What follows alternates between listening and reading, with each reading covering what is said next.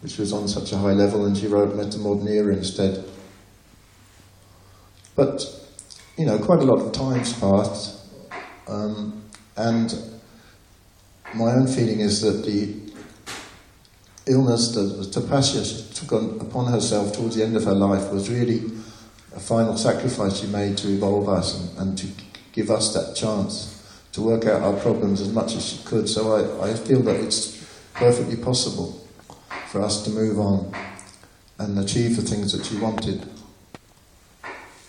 Because there's two basic stages to self-realization, really. First of all, when you get your realization, the seed is sprouted, it starts to grow, and a transformation starts to take place, but you're still within the egg, you know, you're still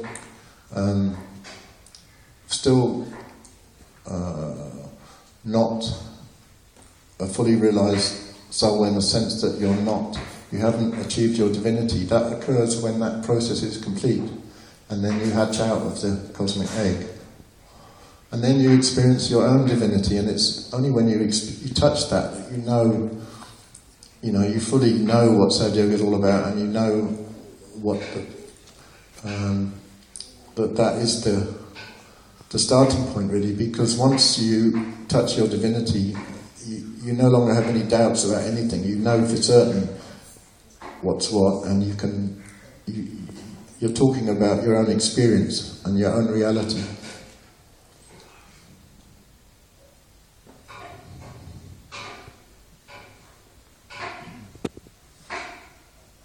Once it starts to manifest, I think it can spread quite quickly. I think if you just have a few yogis start to achieve that state, it will spread in the same way that self-realization spreads one to another and transform everything. So, you know, it's important to keep that goal in mind, to keep yourself open to that kind of experience. You can't force it to happen. You know, you can't will it to happen, but you do need to maintain an innate desire for it to happen and the expectation that it's going to happen.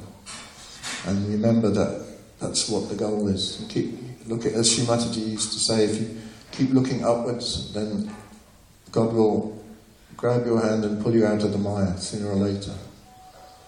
Because it is a Maya, and we really are divine beings, and that's what we have to achieve.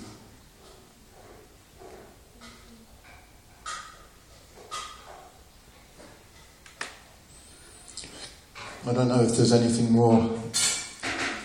What's that supposed to be? Oh, I see. But I don't know if there's anything more, anything else I can say on a more everyday level to do with Sri Mataji and the way she interacted with us all and the way we worked. We worked very hard the first few years. Incredibly hard,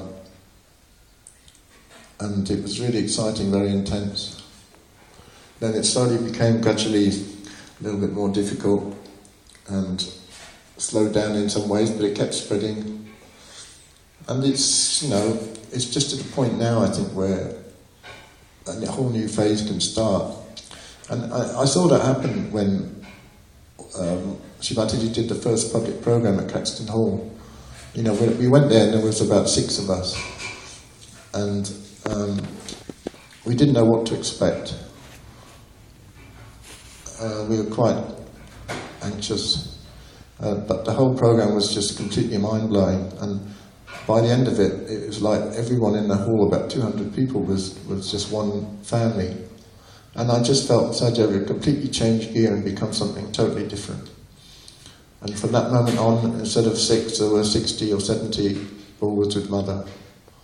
And a whole new dynamic kicked in, and it just kept going. And I'm certain that can happen again. You know, things can change completely.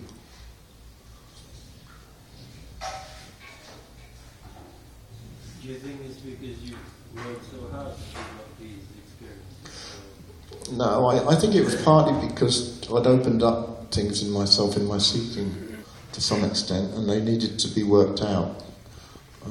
Perhaps that's partly why, but I don't know. I think the thing was, Srimataji, I know she found it hard to understand why we couldn't just make that little jump, you know. It's like, she said once, it's like I've opened all, you know, you're all in, like birds in cages, I've opened your doors, and you just won't come out. Somehow, I suppose I knew it was possible,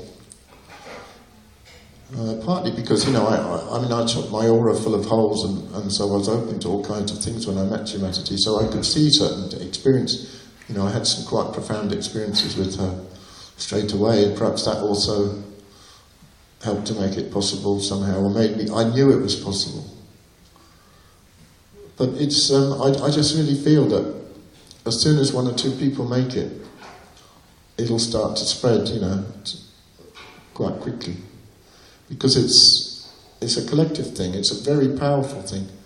You know, if you touch that oneness, it's just that, you know, you have an infinite depth, you know, you have, you know, and people can feel the impact of that, and it changes them.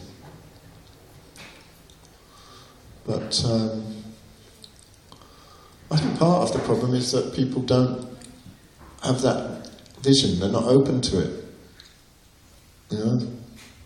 They tend to get distracted on their agya level with organising things and doing things. You know, a lot of people, they do get a bit distracted, I think, by that kind of thing, and they just, because you're not aware that that is a possibility, you don't make that full effort all the time. You know, you sort of, you're willing to accept sort of operating at a lesser capacity, and you think that's okay to keep ticking over. But actually, you need to be quite intense and have quite an intense desire, really, I think, for it to trigger and manifest. And that's why, you know, I think that Yuva Shakti are a much, much better place, because you don't have the same sort of damage, and you've got a lot more energy. So you know, you've got you're a much better place for it to happen. I think you just got to believe in yourselves and just see. Take bets on who will be the first one. I don't know. But it's meant to happen. You know, that's the thing, you know, when you experience that, you know that that is what's supposed to happen. That is reality. It's not far-fetched, not fantastically impossible, it's just reality.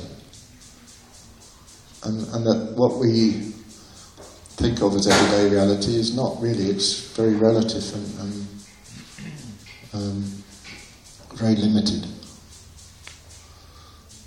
So you just got to have that desire and that expectation and that enthusiasm, you know, and it will happen. I say it comes hand in hand. The more zealous you are, the more intensely you pray. Yeah, that's possible. And you've always been in the light, you wouldn't be intensely desiring.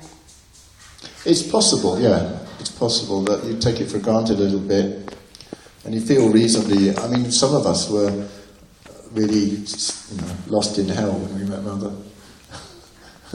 You don't forget that kind of thing very easily. And if you just feel reasonably okay, you know, you just tend to want to have fun, mess about, and take it easy. There's so many distractions, you know, because the modern world is taking your attention outside all the time, and you've got to learn to keep your attention inside. You've got to store that. It's a power, I guess, to focus inside. And if you can do that, then it builds up. You know, you're conserving your energy. Whereas if you're projecting it outside all the time, wanting, you know, desiring things and people and situations, then it's dissipated all the time. So it's difficult. But